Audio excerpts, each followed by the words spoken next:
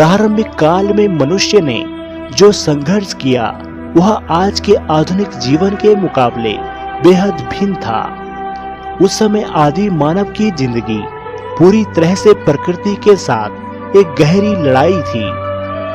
भोजन, सुरक्षा और अस्तित्व के लिए वह हर दिन नए संघर्षों से जूझता था। आदि मानव का जीवन न केवल शारीरिक शक्ति से बल्कि मानसिक और सामाजिक कौशल से भी जुड़ा हुआ था।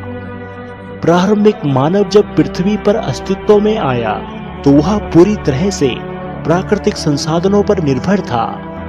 जंगली पेड़ पौधे, फल, कंदमूल और जानवर उनके मुख्य आहार स्रोत थे। लेकिन ये जीवन इतना सरल नहीं था। आदि मानव अपने भोजन के लिए शिकार करता था। यह बड़े शिकारियों से लेकर छोटे जानवरों तक सभी का शिकार करता था। शिकार के लिए उसे अपनी ताकत, गति और टीम वर्क का सहारा लेना पड़ता था।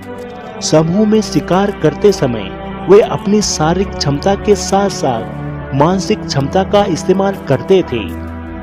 उदाहरण के लिए मांसाहारी जानवरों को पकड़ने के लिए वे जाल बिछाते थे और कभी-कभी उन्हें घेर कर तंग जगहों में फंसा लेते थे। इसके अलावा आदि मानव अपनी भूख को शांत करने के लिए जंगली फल फूल, पेड़ पौधों का सेवन करता था। यह प्रक्रिया पूरी तरह से उसके परिवेश पर निर्भर थी।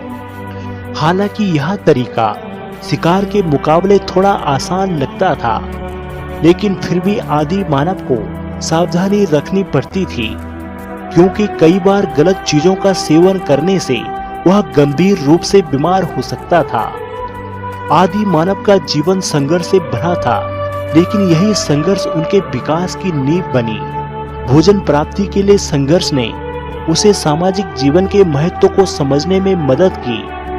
शिकार और भोजन इकट्ठा करने के लिए सामूहिक प्रयास ने उसे सामूहिकता और टीम वर्क का महत्व सिखाया।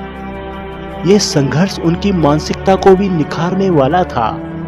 धीरे धीरे उसने न केवल शारीरिक उपकरण बनाए, बल्कि उसने मानसिक रूप से खुद को मजबूत किया। उसे पर्यावरण के साथ तालमेल बैठाना और जीवन की कठिनाइयों से निपटना आ गया था। आदि मानव का जीवन हमें यह सिखाता है कि किसी भी संघर्ष से पीछे नहीं हटना चाहिए, क्योंकि जीवन में संघर्ष ही विकास और उन्नति का कारण बनता है।